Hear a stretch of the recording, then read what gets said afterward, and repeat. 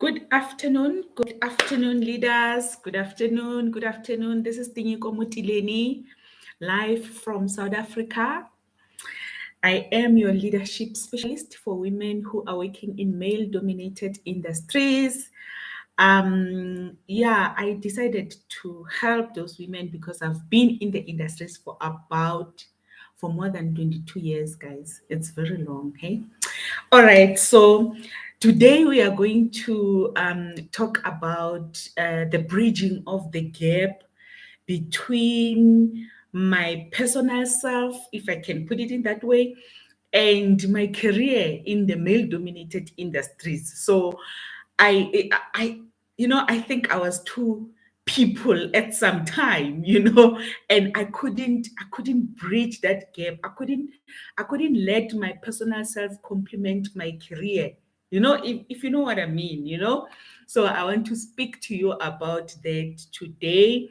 And oh, I forgot, I always forget to say this. Please, guys, like, subscribe, and hit the notification bell so that when I produce other videos, you can be able to see them. Okay, but please subscribe and like and share. Share the content. For other females to hear. To learn and not make the same mistakes. Okay, so let's get straight to the topic of today, which is bridging that gap. So I joined the male dominated industries, guys. I was very young, at a very young age, very. I think I was 22 years, 22 years when I joined the male. My first job, in fact, was in the let me put it in that way. First job in the male dominated industries. Okay, so I didn't have a mentor. That's the main thing. I didn't have a mentor, and I happened to be you know the first woman as a leader in that company. So it was a tough situation, guys. Believe me, it was very tough for me. So I had to become the leader, but I was still holding on to my personal self. So I always use my two names. I've got an English name and a traditional name. So I always say to myself, I've always been a Tinyiko and trying to be a Jinen. So those are the two people that I was trying to become. But I didn't realize that I need to bring those two people together and complement each other. Okay, so um for me, the first thing that I needed or that I did, in order to complement my two personal characters, the leadership personality and the personal self, it's that I started building my confidence. Okay, so I was a very shy leader. I can put it in that way because I was a leader already when I started trying to bridge this gap.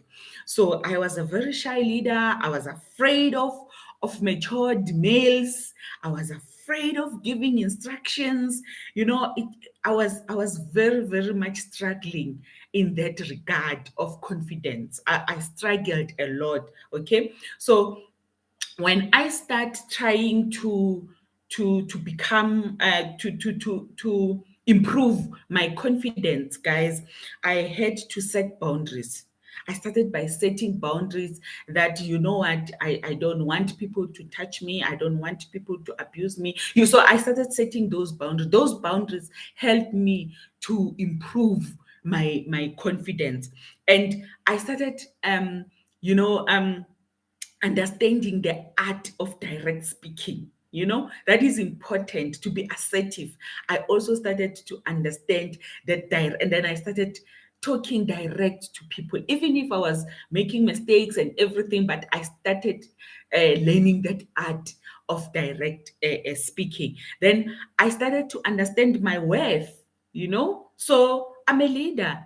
even if I'm a woman, I was worth it, So I understood my worth, and that gave me a chance to level up to my leadership career, So it gave me a chance to level up to my leadership career. The second thing that has helped me to bridge that gap between my personal self and my career personality is that I was aware of my mental wellness. I had to be aware, guys, of my mental wellness, because um, there was so much pain, there was so much pain when I started in the male dominated industries, and I had to allow that pain. I had to allow myself to feel that pain, and when the pain was too much, my body couldn't take it, and I would run to the quarry. I would cry my heart out and come back again. But the most important thing is that I had to allow the pain, to feel that pain in order to move on. Okay. And then the second thing, I distressed daily. I had to distress daily, because you can't keep the whole week stress on you. So I would, what I was using to distress was very much funny. I had on my phone, I had different genres of music. So I like money, so I would have songs that are talking about money, so that was one thing that I was using to distress. So when I go home, I'll have my volume out in the car, and I would dance, I would do everything just to distress myself, so that tomorrow I don't come to work with more challenges, from yesterday. Okay. Then the other thing is that I was thinking positive, guys. It's very important. So I would always think that tomorrow is going to be better. I would always think that tomorrow is going to be better. And in that thinking, when you think that tomorrow is going to be better, automatically your thoughts are progressing to another stage, guys. So it's very important to think positive about your position where you are at the moment, anywhere in life, whether it's a career, whether it's business, whether it's very important to think positive all the time.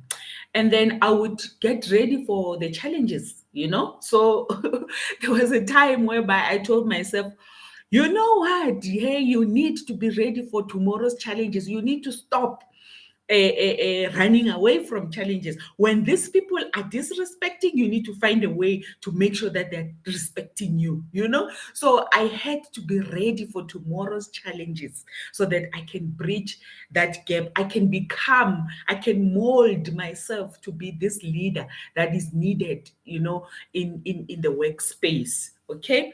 So another thing that I had to do is to create leadership strategies. Okay.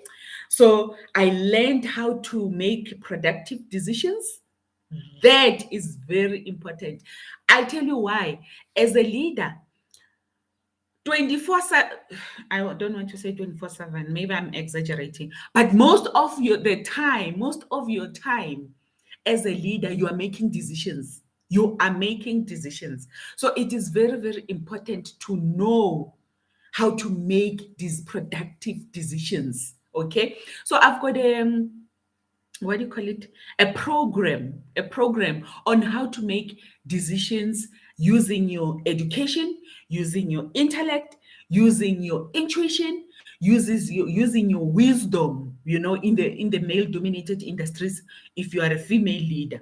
Okay, so I've got that program. Just is a self learning program. It is online. I'm sending you the PDFs, and then you learn at your own. It's case studies, guys, practical case studies that I have come up with. The how I made decisions in my career as a female leader in male dominated industries. So if you want that, just send me what do you call it, an email, then I'll send you the program. It's 1,500, if I'm not mistaken. So go to my uh, website, and then you'll find more information there about this program. So I had to make productive decisions, as a leader. It's very important. I had to understand the team members' characters. I had to use the team members' different potentials to complement each other. Okay, because as a leader, sometimes, especially when you start, ne, in your leadership career, sometimes you do everything at your own. You try and do everything, at your own, and you ended up burning out. But you do have got this team that is allocated to you that can do the job. Okay, so it's very important to understand the characters of the team, to understand the weaknesses and the strength of the team, so that you can be able to use them. So that's another way of bridging your personality. If you are a perfectionist like me, if you want to do everything, at your own, your leadership career doesn't command you to be less perfect, less of a perfectionist, and be a leader and lead other people to do the job, for you, not for you. You do the job through those people. Yeah, it's for you anyway.